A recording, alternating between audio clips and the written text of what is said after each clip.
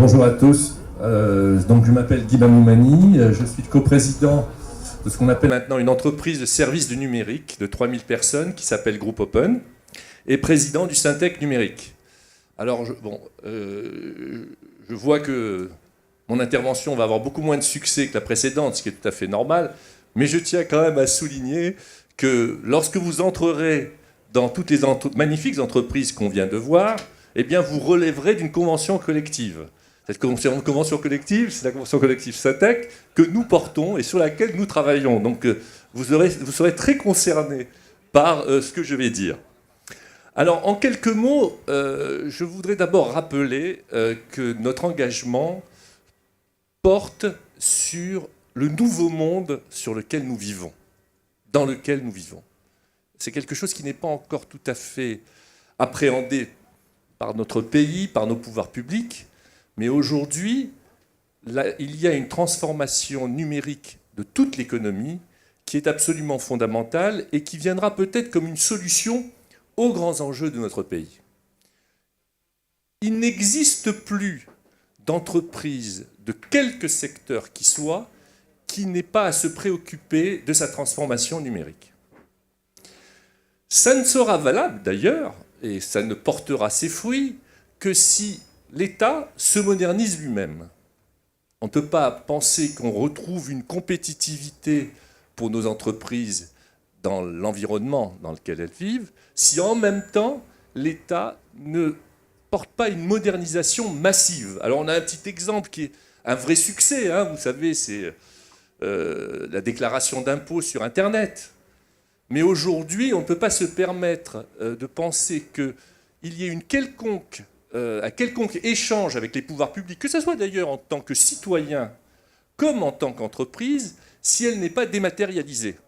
Donc il faut absolument, et c'est notre rôle, pousser simultanément les entreprises à se moderniser, à se numériser, à se transformer de façon numérique, et les pouvoirs publics à moderniser l'État. Donc vous voyez que c'est un chantier qui est extrêmement important, qui d'ailleurs nous donne un vrai rôle, j'allais dire, de leader politique. Hein, tout à l'heure, ça a été exprimé. Sur chacun de ces sujets, on est là dans une position de transformation de notre pays. Et on a une vraie conviction que, vu les grands enjeux que nous vivons, si nos pouvoirs publics ne s'approprient pas ces sujets, eh bien, on ne résoudra pas ces difficultés.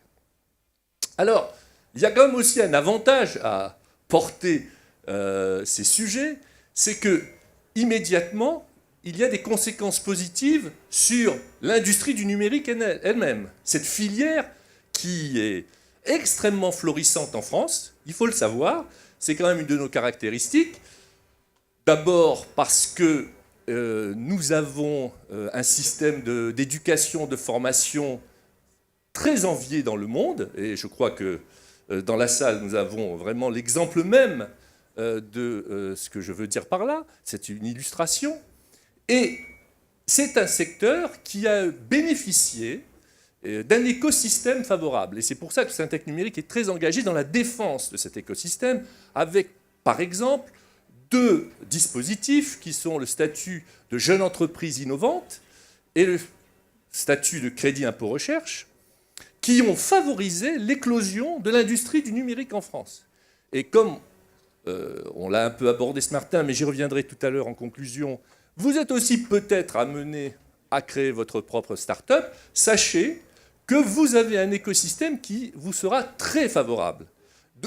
Raison de plus d'ailleurs pour le défendre au maximum, parce qu'il y a beaucoup de personnes, beaucoup de parlementaires par exemple, qui n'ont pas intégré cela. Et c'est pour ça que je vous disais qu'il était très important de défendre cette vision de transformation de la société, parce que la conclusion, l'implication immédiate, c'est justement de défendre la filière, l'industrie qui va permettre cette transformation. Et vous verrez de temps en temps un parlementaire qui va débarquer en disant « Mais qu'est-ce que c'est que ce crédit impôt recherche ? C'est une niche fiscale » et on est reparti sur une remise en cause d'un dispositif qui paraît pourtant essentiel. Un autre exemple, ça a été l'annonce des MOOC à la française. Alors, tout à l'heure, j'ai vu que tout le monde ne connaissait pas ce terme MOOC, MOOC. Donc, il s'agit de la formation en ligne, hein, juste pour le résumer.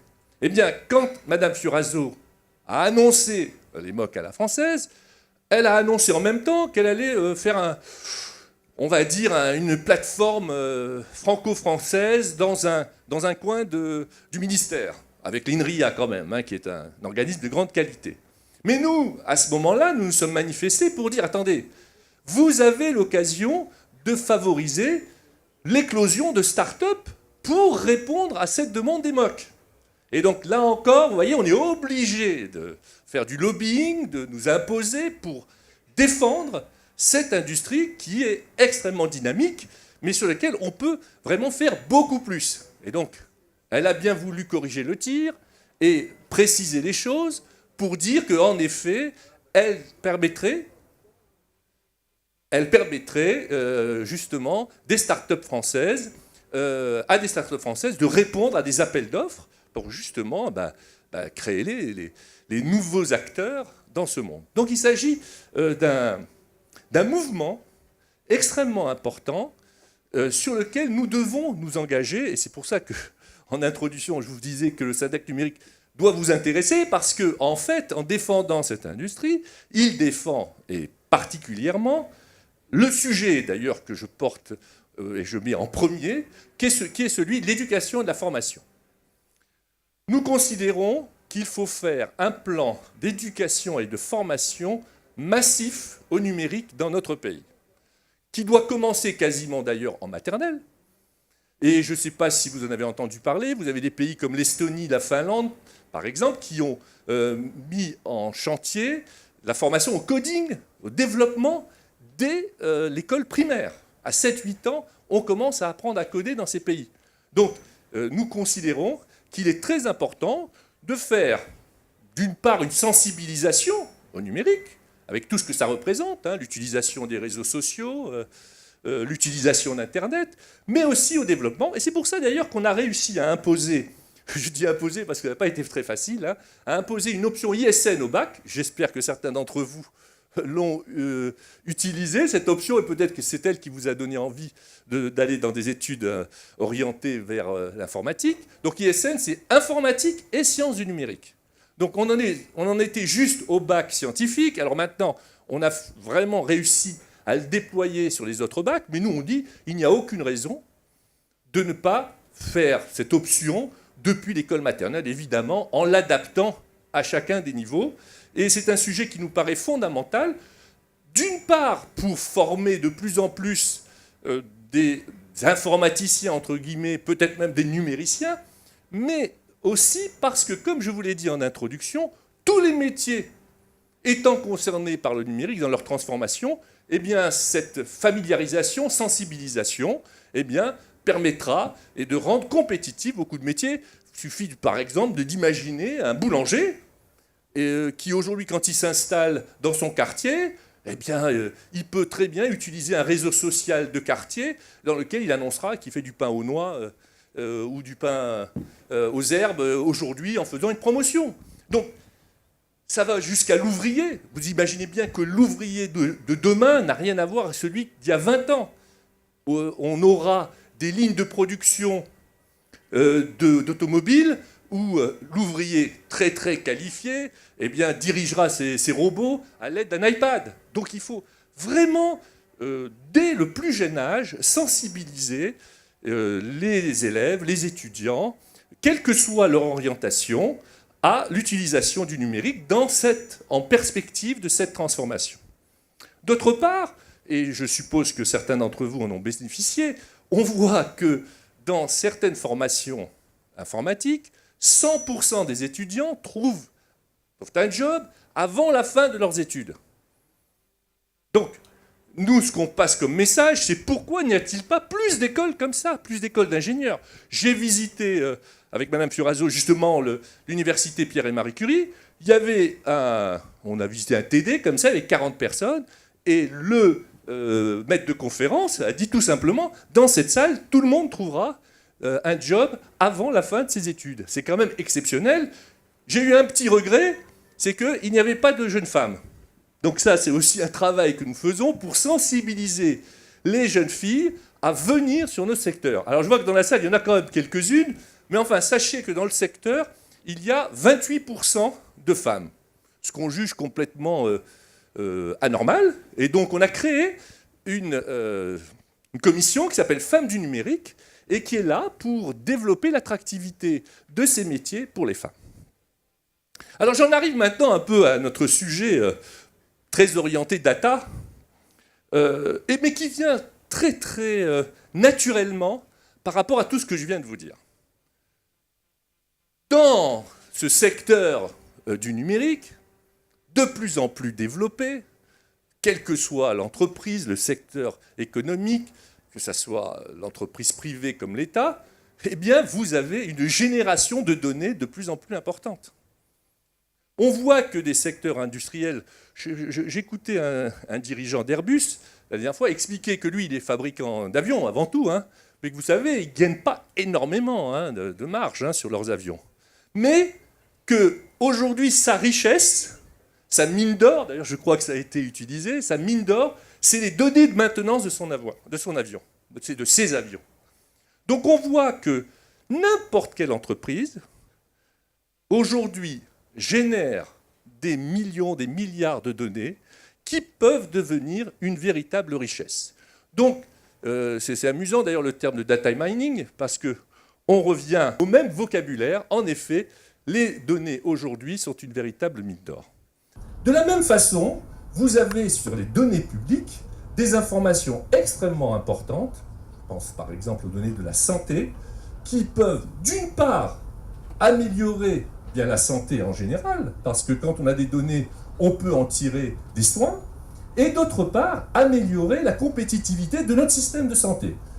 Donc, sur tout le public, vous avez là d'énormes gisements, d'une part de création de richesses, mais aussi d'emplois. D'ailleurs, je crois que Henri Verdier va venir cet après-midi, il vous en parlera mieux que moi, c'est vraiment le spécialiste.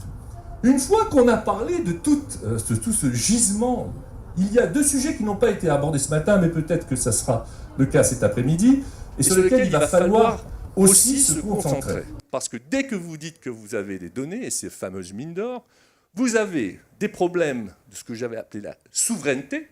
C'est-à-dire que quand on a fait, je ne sais pas, on parlait d'exemple de la santé, si j'ai fait des analyses de sang, est-ce que ça m'intéresse ou non de savoir qu'elles sont stockées en France ou pas ?